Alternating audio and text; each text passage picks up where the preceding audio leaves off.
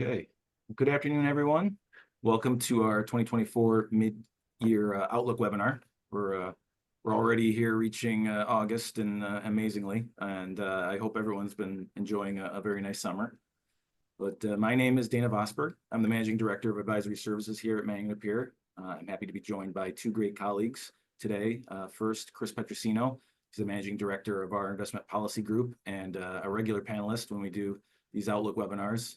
Chris and his team are responsible for setting the firm's overview and our broad macroeconomic outlook, as well as on financial markets, both equities and fixed income, home and abroad, and on asset allocation decision-making. I'm also joined by Jordan Ike, a financial consultant in our wealth management group, covering the Rochester area for Manning & Napier.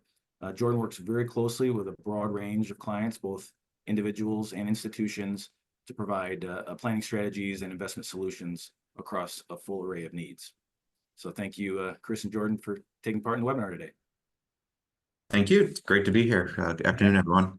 Yeah, thanks, Dana. So as we get started, it would really be great to know where everyone is joining from today. And we've done this in recent webinars, but it's nice to have these events be interactive. So please feel free to type in your location in the chat section. It's good to know who we're reaching and where attendees may be located.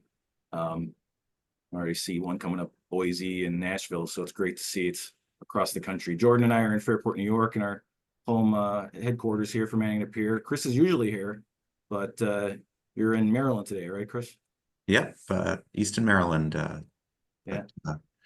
Internet seems good, and should be a good webinar today. That's right. Travel and do webinars. It's great. So it's good to see all the different locations coming in. Thank you. And speaking of interactive, we're going to have a few polls throughout the webinar that touch on some of the key topics, so you can also participate in those. And we encourage you to ask questions along the way.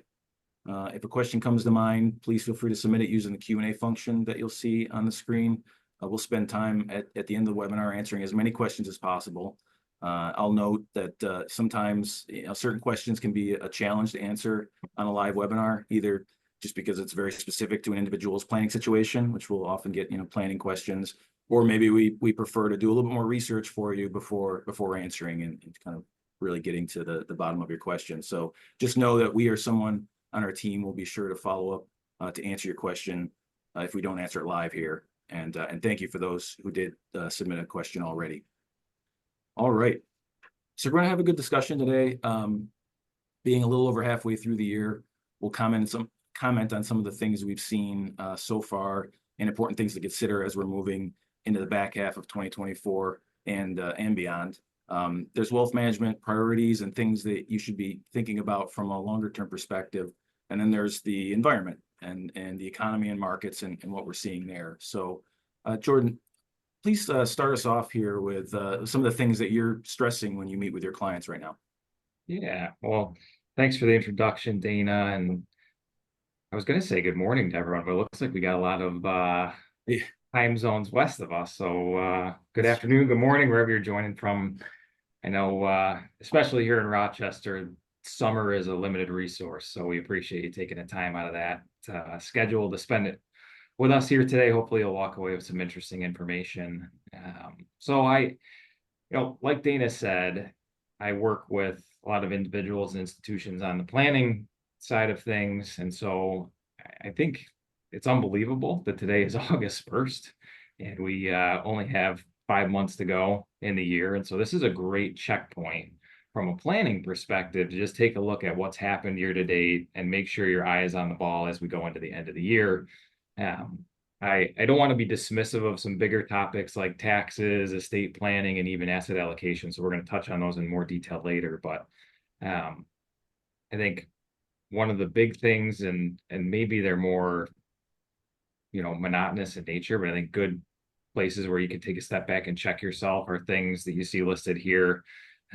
Always circling back to the financial plan at hand, particularly at this point in the year, if you adhere to a budget, checking in on that, where things stand. It's possible that some additional expenses came up at the beginning of the year that you weren't anticipating, or maybe some expenses that you're targeting later in the year. So always circling back to that, because financial plans are only as effective as the data that goes into them. And so having accurate spending and budget assumptions are really, really important. So a good chance to just take a step back and look at that.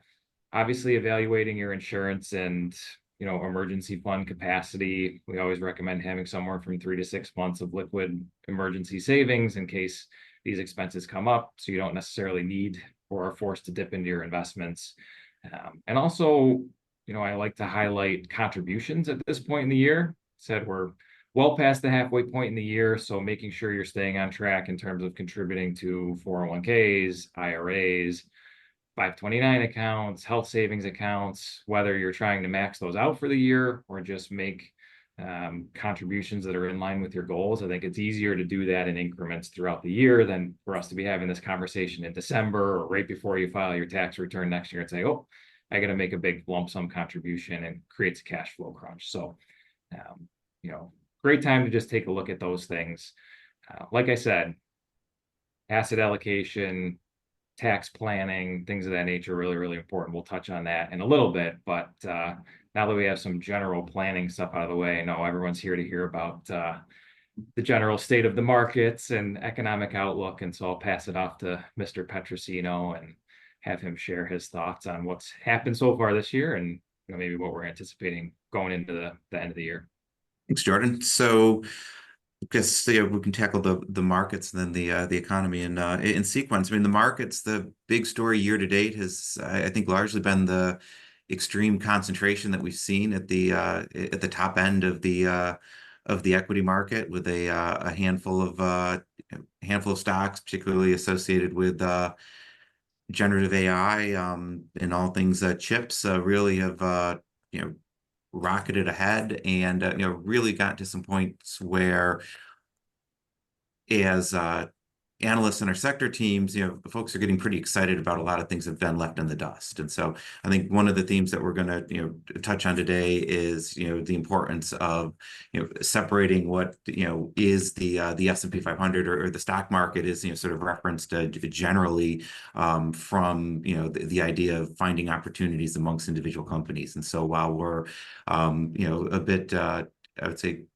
cautious at this point for the broader market, we're also pretty optimistic with individual opportunities that we're seeing. The economy, the big story year to date, debate year to date, and is going to continue is, are we going to be able to pull off the proverbial soft landing for this economic cycle, or is there a risk of a instead of a soft landing, you get a hard landing or a recession? And I think timing for today's webinar couldn't be better. We're really at I think a critical juncture there. If you use a metaphor of a airplane coming in for a landing, sort of the goal is to ease off on the throttle, slow things down so you can have a nice soft landing. But if you cut that throttle too much, you lose lift out on the wings, and you stall and bad things happen. And I think we're getting close there, right? We're at a point now where clearly the economy is slowing,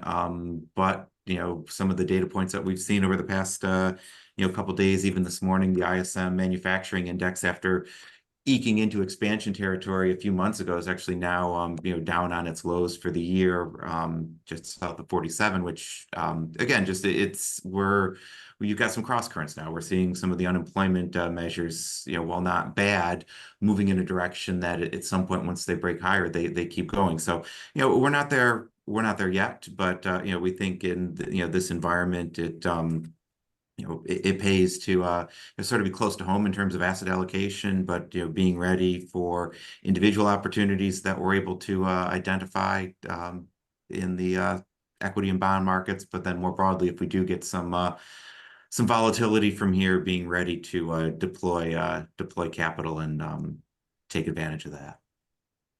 Great. Okay, well, then let's go in a little bit more detail then on a few of the areas you both just touched on.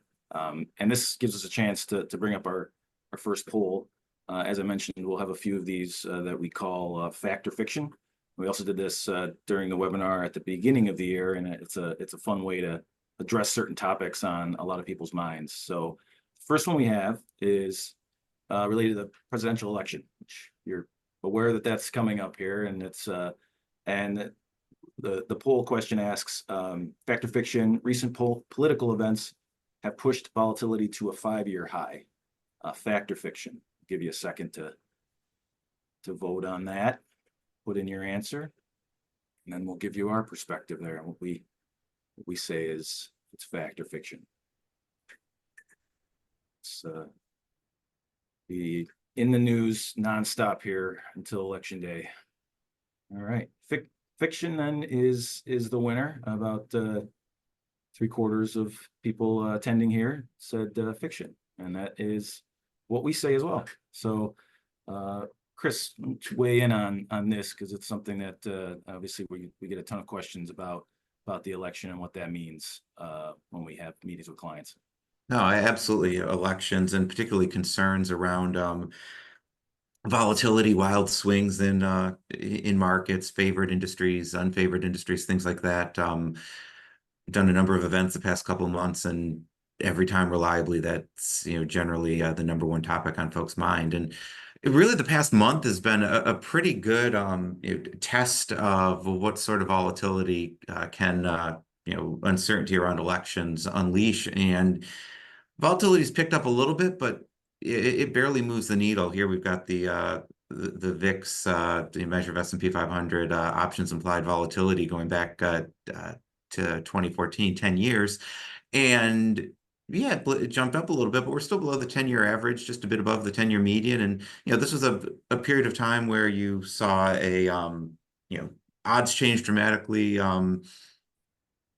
We had one candidate withdrawn, an assassination attempt on the other. The types of things that generally, I think, if you shared those types of prospective events with folks, you'd think, boy, that's going to be really throw markets into a tailspin. But it's really shrugged it off. And I think what's great having this chart up is you can go back and look at well, what's happened in other election years. Go back to 2016, right? Certainly the Republican victories was a surprise to many pundits, investors alike. And volatility spiked a little bit, but it's that second jump up in 2016, just getting a little bit above 20 on the VIX. And so again, even with some fairly surprising outcomes, generally the markets have taken things in stride. And I think it's important to talk too about how we go about investing. Questions we'll get are you doing something different in election years? Do you think about it differently? And the answer is no. I mean, what we're doing is you're really looking for good investment opportunities. We're looking at a good example right now in many of our portfolios. We have exposure to housing. So whether that is lumber mills or some of the folks that produce some of the home furnishings and things like that. And it doesn't really matter whether you have a Republican sweep, a Democrat sweep, something in between.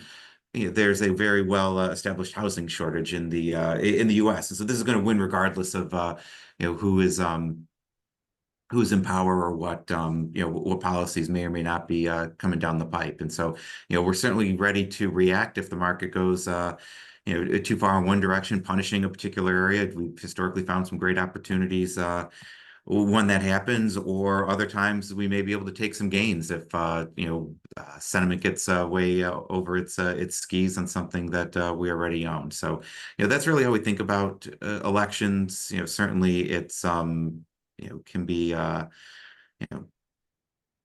lot of noise, certainly a lot of concern and uncertainty for individuals. But like I said, we're just trying to find good investments and avoid trying to make one-way bets on the election. Good. And I think another thing, I mean, obviously the election is on everybody's mind. It's something that everybody follows. Another topic that I think is on everybody's mind, or has been for a period of time here, is inflation. And that's obviously everybody can feel inflation in a certain way. And so everybody's experiencing it. So Chris, why don't you give us kind of a status, I guess, of where inflation is and thoughts there and what that might mean as we look ahead. Sure. Your thoughts on inflation, I think, generally depend on, are you an economist measuring the rate of change in inflation, or are you a consumer that's, experienced, a sequence of inflationary events over a period of time, and that's really what we get at here. If you look at the CPI, going back to 2021, we can look at it two ways. We can look at it cumulatively, so how much in aggregate have prices increased? Well, nearly 20% is measured by the CPI, and certainly we know there are particular items that folks consume that have increased by even more, and some less. And that's really what the consumer experience is, right? Like your frame of reference isn't usually, well, are things incrementally more or less expensive than they were a month ago? It's more, I can remember last summer when I went to the grocery store, groceries only cost $100, now they're $125, or that's probably a week with my three kids in the house. But it's on the the economist side, which is closer to what the Fed pays attention to, we look at rate of change, and there I think the good news is it slowed significantly, right? We're went from nearly growing at a double-digit clip in 22 to something right around 3% and change today. So that's that's been a positive. Certainly the some signs that the Fed's rate hike campaign has helped to slow activity.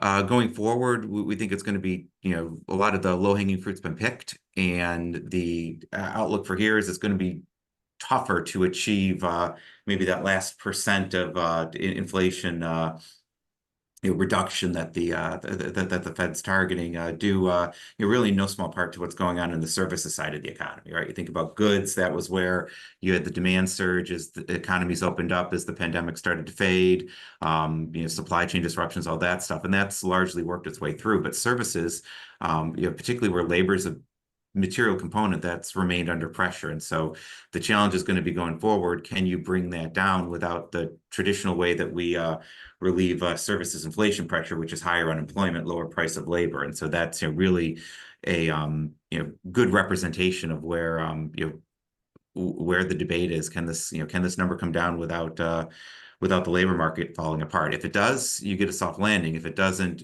we get lower inflation, temporarily, but driven by a recession. And so this is really the um, key question, like I said. And it's if we make a T-table and look at positives and negatives, it's pretty evenly split, really. Maybe like I said, the past few clicks have been a little bit more negative, but there's been some positive ones. So we're not I think we haven't seen a big change in our estimation of what the outcome is. Probably give recession a slight lead, but soft landing's still in the cards. We just have to watch things closely from here. Right.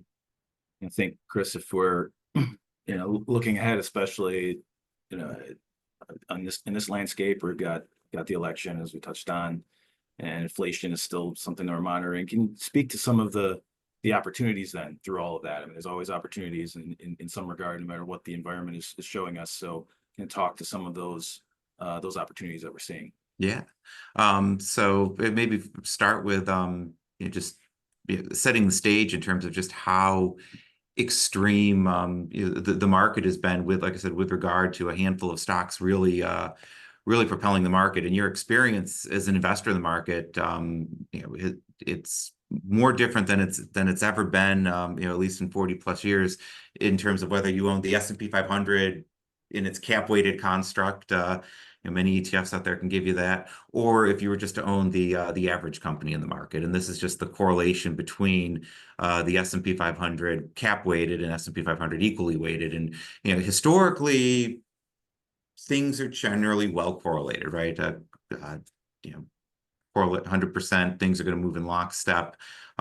Zero completely random. And we've actually seen the lowest correlation going back, like I said, to 1970, 71, which is really just to say that the experience of the market cap weighted versus, again, the typical stock has become wildly different. And that has been a bit of a headwind for folks that just don't go and blindly put 7% of assets in one company or another just because that's the way the market's done it. And instead, looking more broadly for opportunities. But we think we've reached a point now where it's really getting exciting, where while the market as a whole is relatively richly valued versus history, we're finding good opportunities and things that have gotten left behind. I mentioned early on, really the big driver of the enthusiasm has been things related to AI, and particularly the supplying of the hardware, the chips that make that possible. But in the wake of that, we've seen things like software companies really get left in the dust, where these are companies that are selling very essential services into businesses that have seen folks pull back on spending in certain areas. So fairly weak market that's given us some good entry points there.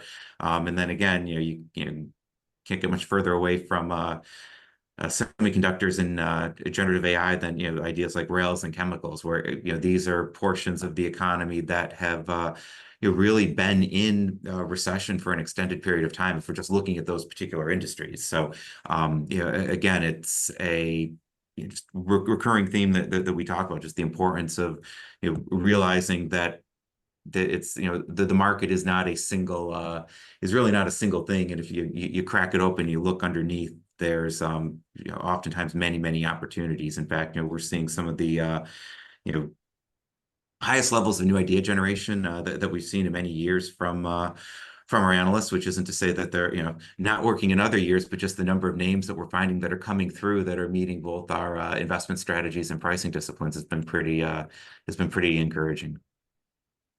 Great. And that's good, I think, segue to our next, we have another poll question coming up. And it's a fact or fiction again, and relating to market sentiment. And that's so just despite the strong market year to date, there are a few signs of investor speculation. So you can vote on that, fact or fiction. And while you do that, I'll just mention that I've seen a couple of questions come in, so appreciate that. And we'll do our best to circle back to those here in the Q&A after we're through some of the other prepared portions here. But thanks for submitting those. So we'll see where we land with the votes. All right. So good. So kind of a lot of answers for both. 55% for fiction and 45% for fact. And from our perspective, we're saying fiction. And so Chris, why don't you give us your perspective here on why that's fiction? Every market cycle, when we go looking for signs of speculation, it tends to show up in different places. 99, 2000, it was the IPO market, right? Companies would go public and pop 30, 40, 100% in the day. That was certainly a great sign of speculation then. 2006, 7, it was really what was going on in the derivatives market around all things attached to housing, with some of the CLO structures and some of the crazy stuff that went on there. 22, 21, you had the meme stocks, GameStop and Friends, some of the wild stuff going on in certain corners of the crypto markets. And this time around, where one of the, I think, most interesting or intriguing things that we've seen has just been a surge in investor appetite for levered ETFs. And so most ETFs you go out and buy, they give you sort of one-to-one exposure to the market. They own whatever. If you're owning the S&P 500, it gives you, it holds all 500 stocks, and you get that return. But that might not be enough juice for some, and so there's this fairly large cohort of ETFs that through derivatives or leverage can give multiples of that experience. And today, in fact, there are 10 levered ETFs that would count amongst the top decile of ETFs in terms of assets under management. And the leader there is the ProShares Ultra Pro Triple Q, which is gives you 3x the daily return up or down, of the NASDAQ, sitting at over $20 billion in assets. One of the, behind that, worth pointing out, you have one that exists only to give you 2x whatever NVIDIA does each day, NVDL. Again, 4 billion in assets, puts the right just under the 92nd percentile in terms of total. And so, these are, clearly, to us, I think signs of, pretty strong appetite to take risk. If we go back a year ago, there were only 4 ETFs that would have counted in the top decile, and assets total for levered ETFs now stand at a all-time high. And so, again, is this a systematic risk? No, it's not a systematic risk, but is it a sign of some excessive optimism? Yeah, I think I think so, absolutely. And you don't know when the stuff starts to crack, but if you have a trend that's going really well, it gets to a point where people, being up 100% in a stock isn't enough. You want to try and go punting for 2 or 3x that result. It tends to not end well. And so, this was just a interesting example, I think, of some of the fever, if you will, that we're seeing in certain corners of the market. And again, it just gets back to this idea of there's lots of other things that you can own, besides trying to get 3x long the NASDAQ or 2x long any individual stock. Yeah. Great.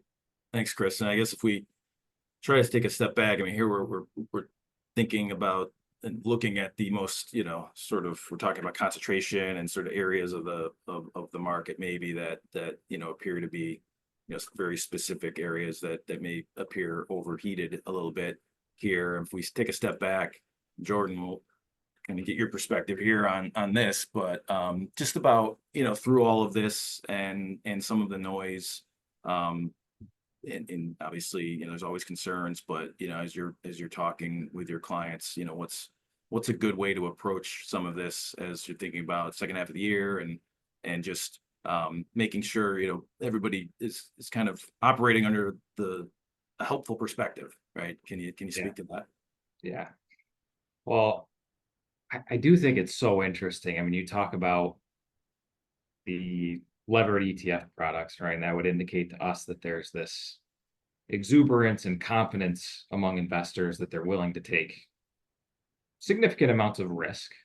And then I also have plenty of conversations with clients where there's an uneasiness, to what we touched on prior, where inflation is up cumulatively 20% in the past couple of years. And there's concerns over the overall state of the economy and what the impact of the election is going to be, right? So you got to get these 2 camps, and then I'm sure there's plenty of people somewhere down the middle, but then you see a statistic like, this one quoted from a Charles Schwab survey that only 18% of Americans think they're currently on top of their finances, which is, in my opinion, staggeringly low.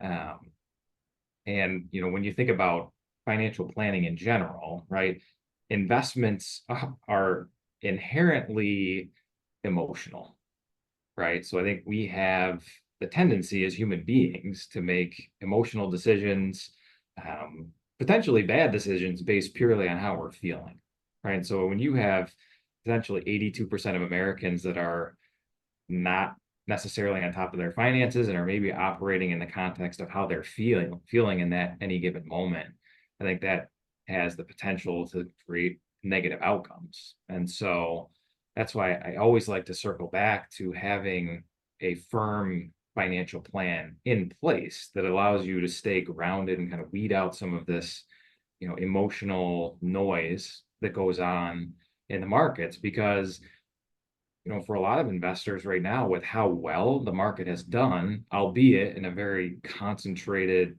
top-heavy segment of the market, there's this feeling of wanting to chase after returns, right? I need to keep up with the market. I want to achieve these returns, and it doesn't necessarily align with what you need over the course of the long term to be successful. And on the flip side of the coin, if you're operating out of an abundance of fear, it's possible that you're not taking enough risk in general to keep up with even the rate of inflation, right? And you're going to lose purchasing power in time. So there's detriments to that as well. Being super conservative is not always beneficial. But I will say each individual family person has unique needs, right? So there's not one uniform asset allocation that's appropriate for everybody. I think it's very important for everyone to sit down and analyze their individual goals in the context of what your personal tolerance for risk is, what your time horizon is, and that's going to look different for everybody, right? So when we talk about, being halfway through the year and it being a really good time to revisit your financial plan, I think this is a really good place to start, is just sitting down with a planner, taking a look at things, evaluating your goals, right? What's the time horizon surrounding those goals? And is the way your portfolio is positioned aligned with your tolerance for risk? And in most cases, your asset allocation is going to differ across your investments, right? And so it could make sense to take quite a bit more risk in a Roth IRA, assuming we have over 10 years until we're drawing on those assets, versus the way you want to invest your emergency savings when interest rates are elevated. So there's some opportunities maybe to take advantage of that in the near term, but often, a bucketed approach where we're managing asset allocation across the range of time horizons, goals, and objectives is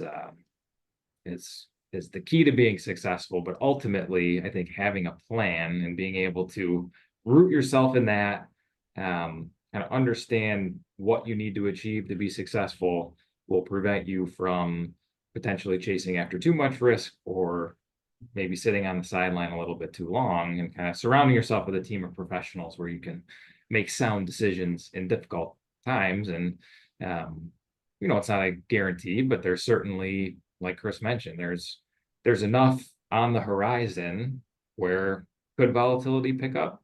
Sure. So you want to kind of have that in place before we get into those environments where the potential for some emotional decision making takes place.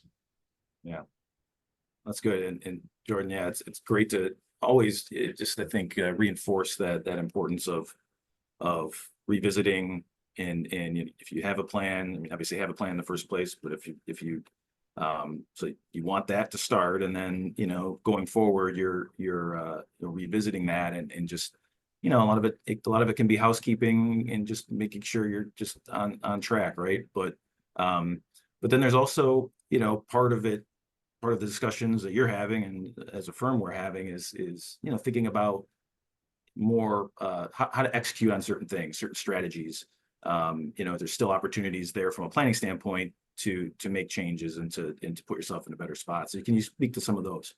Yeah, I would. Taxes are a big deal. I am still yet to run into someone that was looking to pay more in taxes. The one caveat being one of the strategies we're going to talk about in Roth conversions, where you're actually maybe going to front load some of your taxes.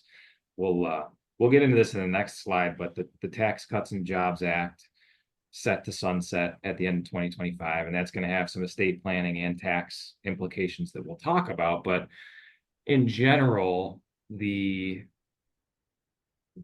idea is the tax rates are going to go up in time, right? I think that's going to be a firm reality in 18 months or so, but in general, tax rates are going to go up over the long term and not down. And so how can we work with you now and in the future to make sure you're paying as little in taxes as possible? Ultimately, the less you pay in taxes, the more can remain invested, and it's going to set you ahead in the long run. So I referenced Roth conversions, and so I guess I'll start with that, because there's really two avenues of tax planning the way I think about it. It's, hey, the first being maybe paying a little bit more in taxes up front to receive a benefit down the road. And then there's also some strategies that can, potentially benefit you immediately, depending on your circumstance. So from the Roth conversion standpoint, and again, it's not going to be a great fit for everybody. So I would encourage you to work with your financial consultant and tax professional to make sure that this is a fit. But essentially what you're doing is you're taking traditional IRA dollars, rolling that into a Roth IRA, and paying some of those income taxes up front. Now, there's ways where you can structure it so that you fill up the existing tax bracket that you're in. And then the benefit being that you're paying these taxes now theoretically in a lower bracket than you would be potentially 20 years from now when tax rates are elevated, but you have the benefit of being able to pull those dollars out of the Roth, having grown tax-free and can be withdrawn tax-free at that point. So potentially a great strategy, and also a way that you could potentially lower the overall dollar value of your IRA portfolio, because the total dollar value of your IRA portfolio ties into this next point, which is related to required minimum distributions. So required minimum distributions are set by the IRS at age 73. At that point, you need to start taking a portion of your IRA assets out, so they can begin collecting their tax dollars that you've deferred on those. And so I would say, point one is that if you are of RMD age, 7 months into the year, make sure you have a plan for satisfying that if you haven't already this year. There's a bunch of different ways that you can go about doing that. I think in hindsight, if we had a crystal ball to say when the absolute top of the market is, that would be a great time to take your RMD out for the year. Unfortunately, we don't have that hindsight. What we do know is that the market has gone on a really good run this year. So there could be some opportunities to potentially get that in motion, as opposed to waiting until the final hour on December 31st. And then also from a required minimum distribution perspective, there is a loophole potentially if you're of that age where you can take advantage of qualified charitable distributions. So you're eligible for up to $100,000 a year that you could contribute directly to a charity from your IRA that would satisfy your RMD requirement, and it would directly lower your taxable income by that amount. So the benefit of that is obviously a dollar for dollar deduction in taxable dollars, but that money is also not going to you, it's going to a charity, right? So if you're relying on those RMD dollars to meet the assumptions of your plan and pay your bills, maybe not a great solution. But if you're someone that has a large RMD balance, it could be meaningful to have some flexibility to reduce that amount that you have to take as taxable income. And then kind of last but not least, on the tax management front, we have seen some opportunities to take advantage of gifting of highly appreciated securities. Particularly some of these companies that have just accelerated dramatically and may have appreciated so much that they've created outsized positions in your portfolio. So rather than kind of selling these positions back to more appropriate weightings in the portfolio from a diversification standpoint, could be an opportunity to gift some of those shares to a charity, instead of selling those positions and realizing a gain, to have a positive tax impact and also improve the overall diversification and balance of your portfolio. So again, these are just some ideas, some seeds to plant, to bring up in conversation. Like I said, make sure you're looping in your tax professionals and financial consultants to see if these are a fit, but certainly some strategies out there to help you keep more of your wealth in your hands. Yeah. And Jordan, I think if we stay on sort of the tax planning side and even kind of bring in some of the estate planning, that's another important part of financial planning. The favorable Tax Cuts and Jobs Act tax laws, as many know, but if not, this is just important as a reminder. Those favorable laws will be sunsetting at the end of next year, so that'll be 2025. So 2026 we'll be going back into the pre-Tax Cuts and Jobs Act tax laws. And one of the real noteworthy changes, I think that the real, major fallback to what we had before would be the estate and gift tax exemption. So that'll be cut in half. So that's a real noticeable change. Currently it's 13.6 million per person. So it's set to be roughly 7 million per person, say after 2025. And it's still obviously a very sizable estate when you're at that level, particularly if you have a spouse as well with, up to 14 million there as an exemption. But that cutting in half is going to expose a lot more people to the estate tax, and that tax rate is 40% of the amount above the exemption. So, one of the things that I think is important to stress is that now's a time where you can be aggressive and do some aggressive planning and take advantage of those favorable gifting laws. It's really important not to wait. I think estate planning attorneys will be very busy next year. So start planning now, rather than trying to hurry and sort of end the year maybe, or running out of time basically to get something done. If you do something now under the favorable laws, there's the IRS has made clear that there won't be a clawback, so you could take advantage of sheltering money using the higher exemption now, and then later when we're at a lower exemption level, it's still good planning. It's not going to be clawed back. So it can be, really helpful, I think, now to create some of those trusts, to make some of those gifts, move some of the assets out of an estate if you're at those levels, and it can be worthwhile.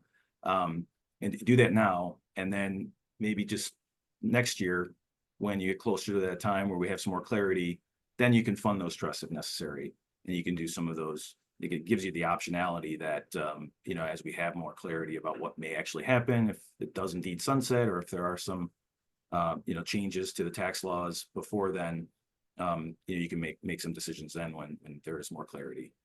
Jordan, I don't know if you have additional thoughts there with some of the conversations you've been having. No, I think you hit it right on the head. I think I would reiterate having those conversations sooner than later. I think like incremental checkups with an estate planning attorney are not a bad thing. Kind of similar to going to a doctor, like maybe every few years. I think just to revisit, right? Are my beneficiary designations in line? Like, do I have a basic will, power of attorney, healthcare proxy, things of that nature, right? Making sure those are in place first and foremost, but then just taking a look at them every once in a while and seeing, hey, do I need to make any changes here? And then also weaving in this conversation about, because I think the most time intensive part of this is having the conversation and then potentially drafting of the trust documents. So I think if it's a possibility for your situation, it's not going to apply to everyone, then at least getting the trust in place, not necessarily being forced to fund them, but at least the conduit has been established. And then if we get to a point where you need to fund them, that's really the easy part. But there is going to be a crunch toward the end of next year. Yeah. So important to get ahead of it.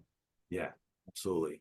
And so that's kind of on a related note with taxes. We'll go to our final poll question. And again, fact or fiction, bring that up. And we've touched on maybe a little bit of this here already and give you a sense of what the answer is. But when the Tax Cuts and Jobs Act ends in 2020, well, it'd be 2025, your tax rate could jump 9%. So it ends at 2025, new laws go into place in 2026. Your tax rate could jump 9%. So is that fact or fiction? Give you a second to ponder that and then put your vote in.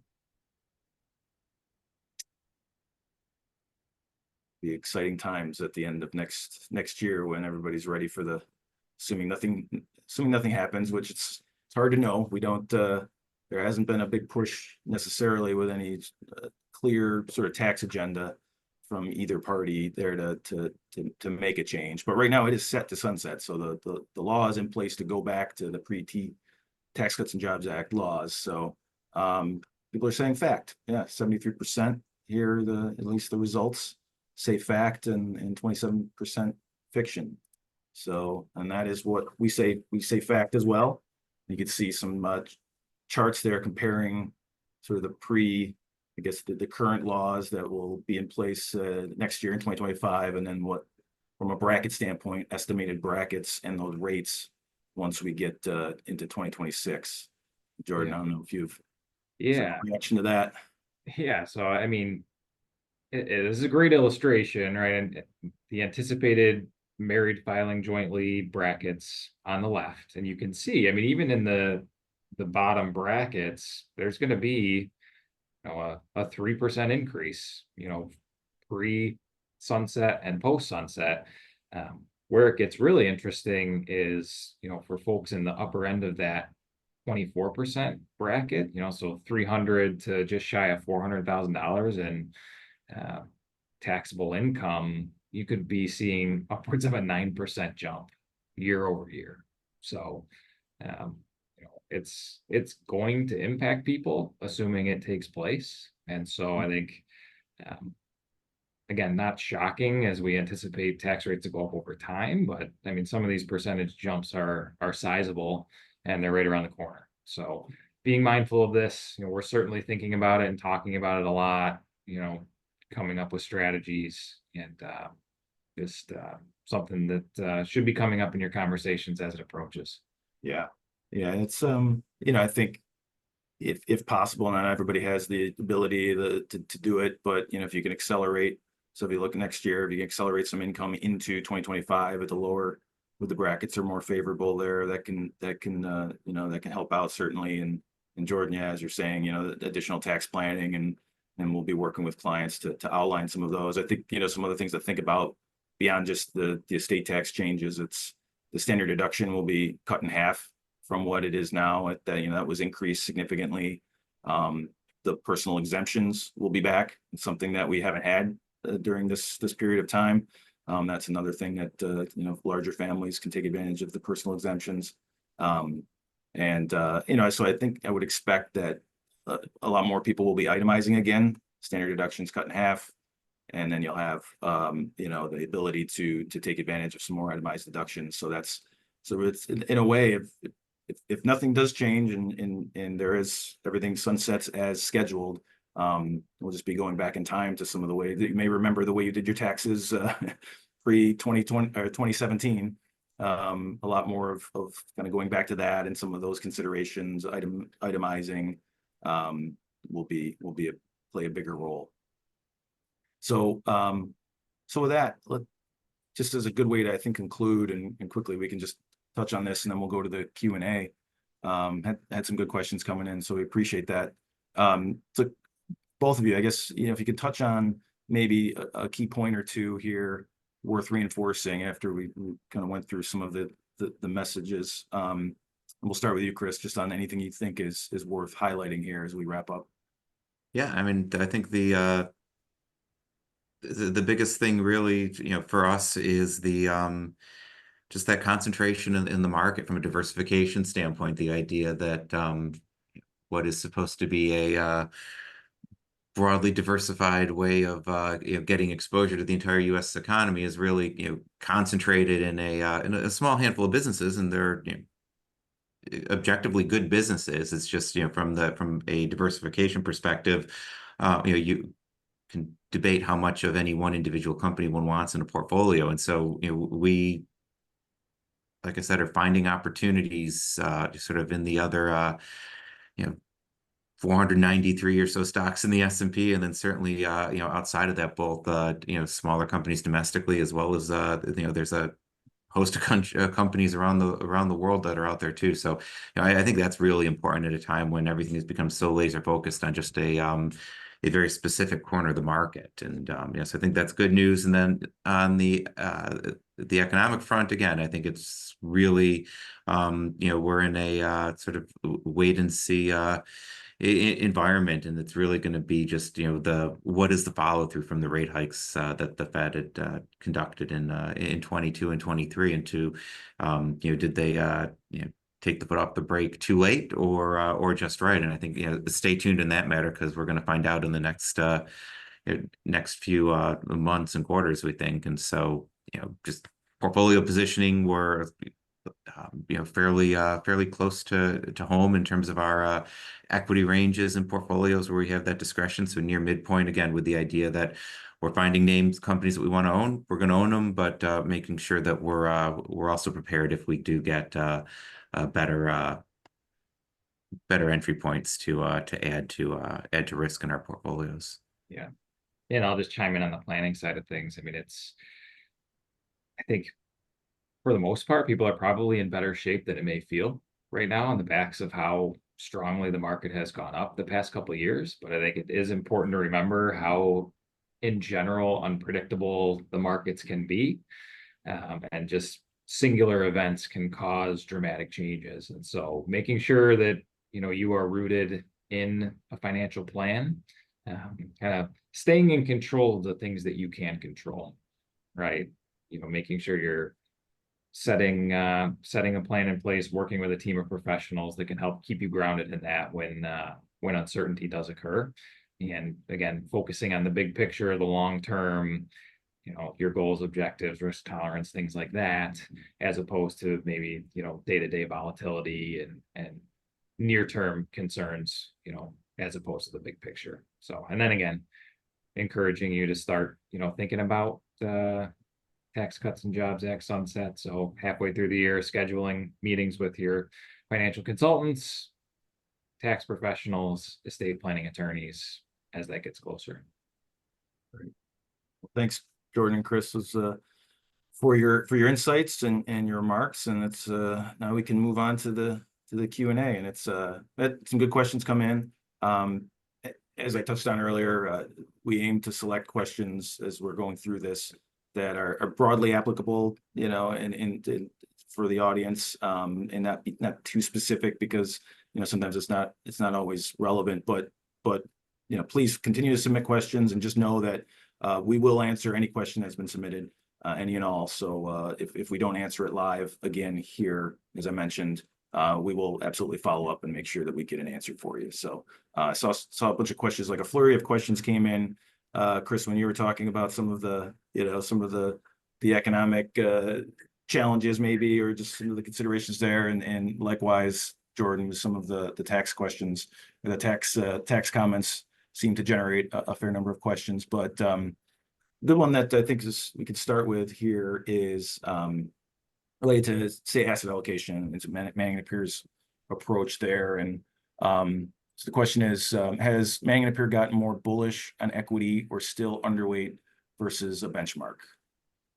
So in most portfolios, we are right around benchmark weight to equities. We increased equity exposure earlier this year, as we thought that the prospects for a softer landing in the economy were rising above where we had previously put them at. And so in response to that, and in response to analysts finding good investment opportunities, that exposure's moved up right around right around neutral. Also earlier in the year, in many of the portfolios, we added to high yield, sort of similar ideas, another way to get some additional risk exposure in the portfolios. We've since exited that in a number of the strategies, just driven by just how far credit spreads, that extra reward you get for taking the risk of high yield bonds, narrowed. And so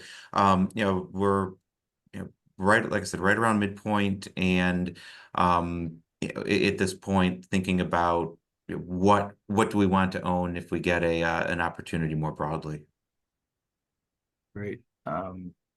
One here that's good. I think a couple questions, I think, touched on this general concern or issue. Is the size of the U.S. government deficit and debt large enough to motivate a fundamental change in Manning & Napier's investment strategy and portfolio composition, considering a time frame of, say, the next 5 to 10 years? Sure. So another, probably after politics questions and elections, questions on the debt and the deficits, probably number two, if not 1A, in popularity. And when we think about debts, you have to look at it on a global basis, right? The flow of capital, it's a relative concept, right? Your capital is generally trying to go where the returns are more favorable. And so, broadly speaking, as you look at the other alternatives around the world, it's not necessarily clear to us that while objectively the numbers are startling when you compare to alternatives globally, the U.S. still is we'll call it a good house on a bad block. And so sort of from a policy perspective and things like that, that's not necessarily reassuring. But on the investment side, we've got to really focus on sort of what is, and as opposed to what should be. And so one of the ways that we do try to address concerns like this is, in most portfolios we have discretion. We manage global portfolios, right? We're looking for companies around the world, so that if you're in an environment where let's say the dollar is weak for extended period of time, you can actually benefit from owning assets denominated in other currencies, or in other cases they could be domestic companies that sell internationally. So there's a number of ways that we think portfolios can benefit from fluctuations in currency up or down, but in terms of saying we've reached some clear tipping point where we must go the other way or do something dramatically different. We don't think that's necessarily the case, and Japan's probably a good cautionary tale in that. In that vein, I mean, there's been certainly many bear cases made about the Japanese economy and debt and currency.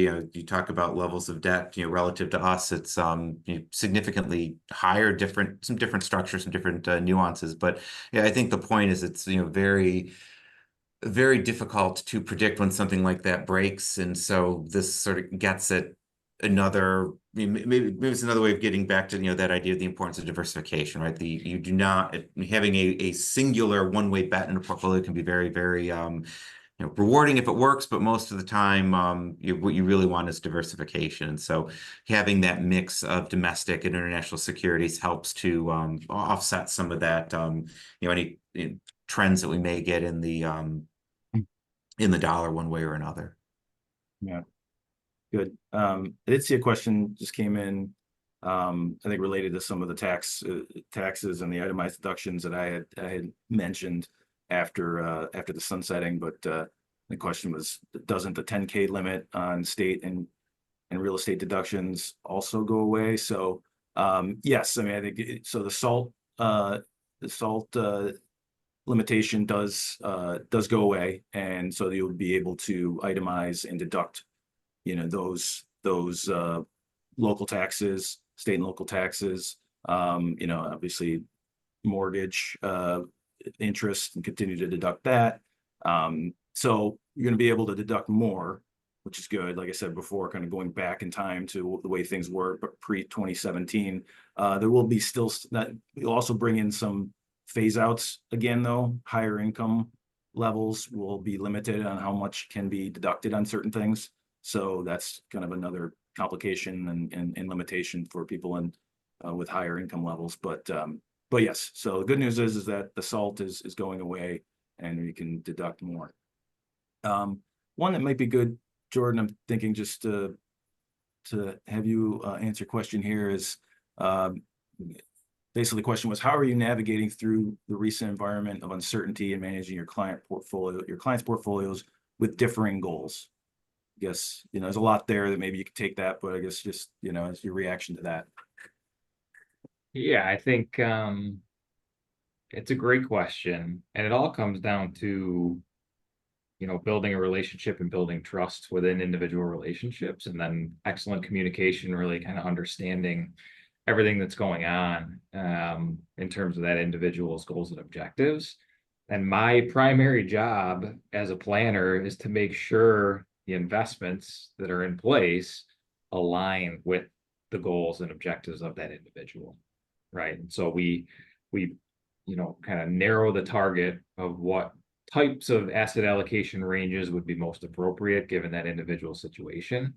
And then, Chris and his team do a great job managing, what we're investing in within the context of those boundaries, right? And so having that flexibility is really important because of all the things we've talked about, right? The ability to kind of move away from things that we think might carry a little bit of excess risk, and also move towards things that we think are opportunities. And that could look very different depending on where on the risk tolerance spectrum that individual falls, right? It could be us being willing to add a little more risk for that client than would, ordinarily be appropriate. Or it could be saying, hey, this is a more conservative objective. We're going to stay away from this general theme and pursue something that has maybe a little bit of a higher floor and potentially lower volatility. So it's all dependent upon the individual situation, but communication and flexibility are really important. Yep, great. I'll just mention that we're nearing the top of the hour here. We're going to stay on and answer questions as long as we have people attending still and on with us. So we'll keep going. But if you do have to hop off, there will be a recording available, and also and we'll be sure to answer any questions if you did submit them and you can't be on live here. So a good one that might be might be good to cover next would be relating to fixed income. We had some questions came in about just kind of our management of fixed income. So I guess, Chris, yeah, just to paraphrase a bit here, but how are you managing your fixed income right now? Are you being tactical?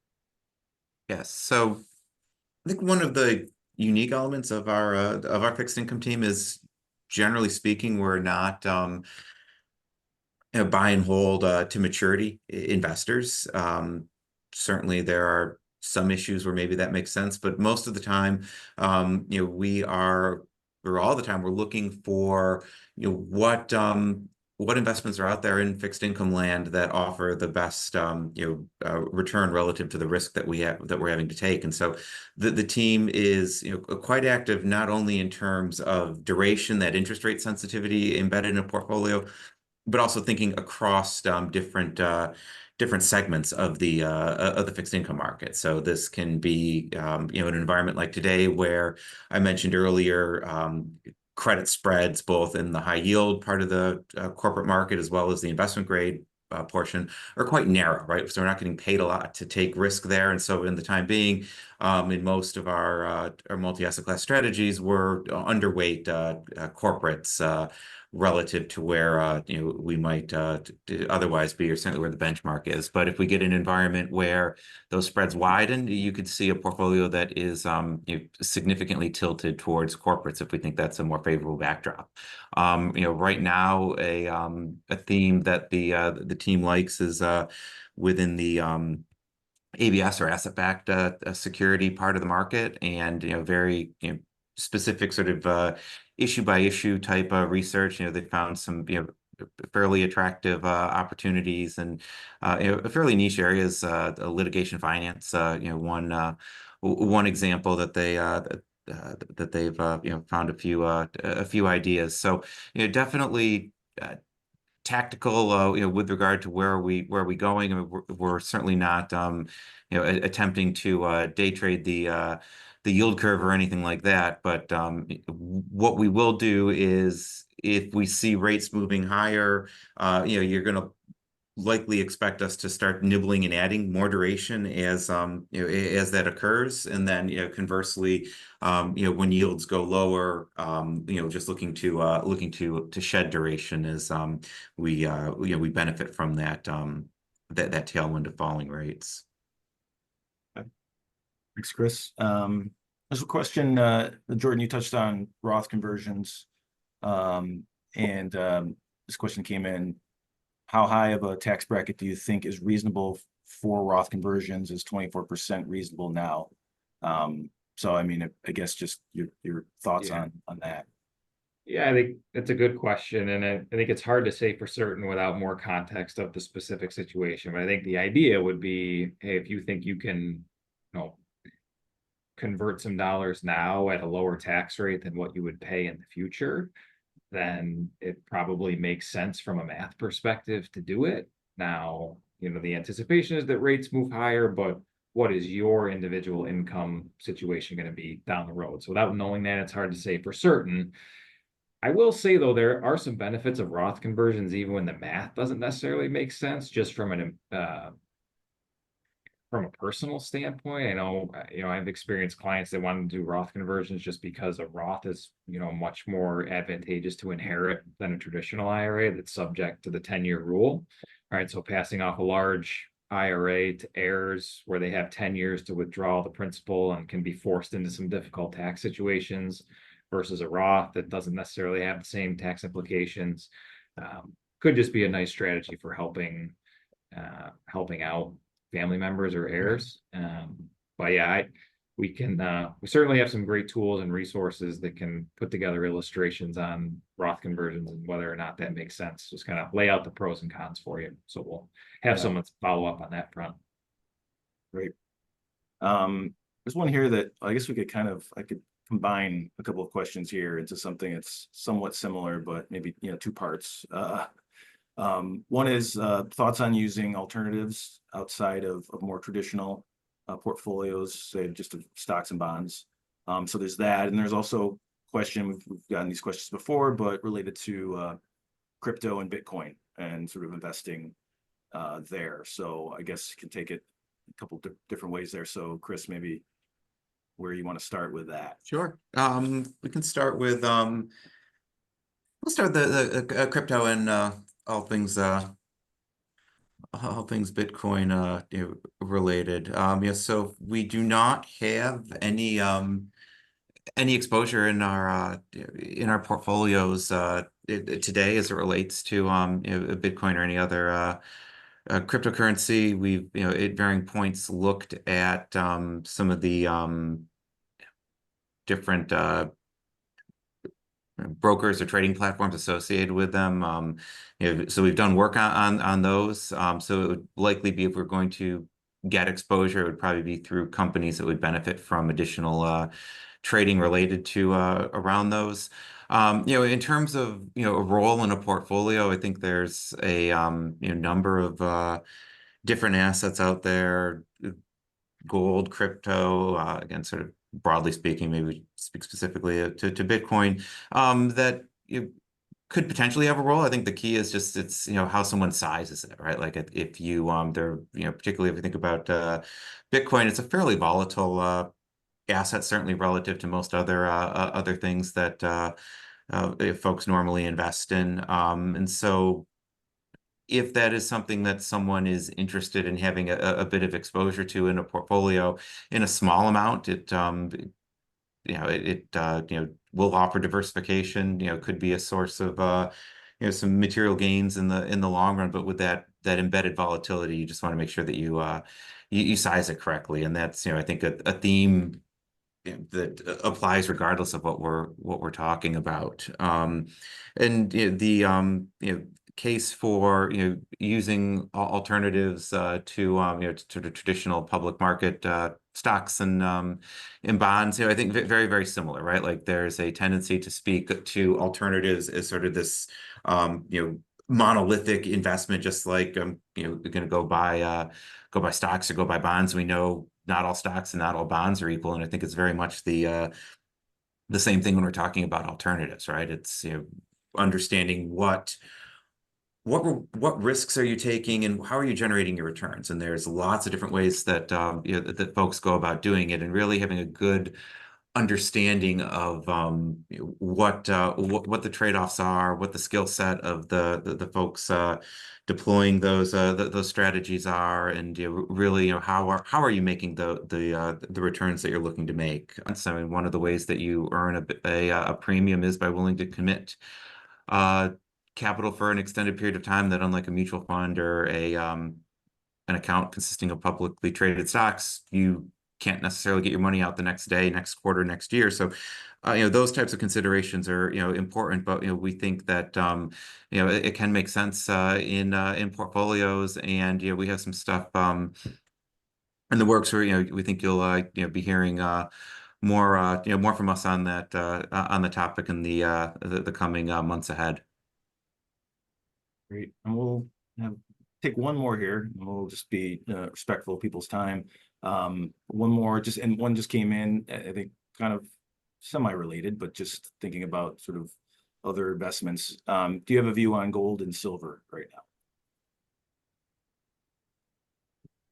So, certainly gold's had a quite a run over the last several years. Again, I think putting it within the camp of it can be held as a portfolio diversifier. Again, I think it's all about sizing. So is a firm at this particular juncture, like I said, we don't really have any exposure to it. Certainly we work with a number of clients that have, again, maybe 2, 3, 4, 5% of their portfolio allocated outside of us to that, and that's certainly again, it's a reasonable allocation. It is a good diversifier. It's just, I think one of the things important with gold is to keep in mind that it's well regarded as an inflation hedge. I joke it's undefeated against all paper fiat currencies, but it is not a linear hedge, which is to say, if inflation's up 7% next year, gold's probably not going to be up 7%. It could be down, right? Like it is a great long-term, inflation hedge if we're, we're looking out, 5-10 years, but over any, small, shorter period, there's a lot of other factors that can drive the price of gold, the silver as well. So, like I said, nothing, we don't have direct exposure in the portfolios today. When we have had exposure in the past, it's usually been through the miners, looking at it through our industry hurdle rate strategy. Great. Thanks, Chris and Jordan. Again, appreciate your insights and answering those questions. If we didn't answer your question live here, we'll absolutely. I think we hit on most of the main themes we saw come in, but if we didn't answer your specific question, we will absolutely be following up. And I want to thank everyone for taking time out of their days to be here with us. We greatly appreciate it if you also take just a few seconds to fill out the survey. You should see on a link here and on the screen, and get some feedback on how we're doing with these webinars and any suggestions. Also, if you're interested in learning more about Napier, please visit the link that you see there on the screen to schedule a call. We're happy to provide a free consultation where you can outline your financial situation and talk about goals and what you have in mind for your finances, and we can prepare a financial plan that will serve as a great way to outline next steps for you and to ensure that you stay on track. So feel free to take advantage of that. And on behalf of my colleagues, Chris and Jordan and Napier, thank you again and have a great day. Thanks, everybody. Thank you.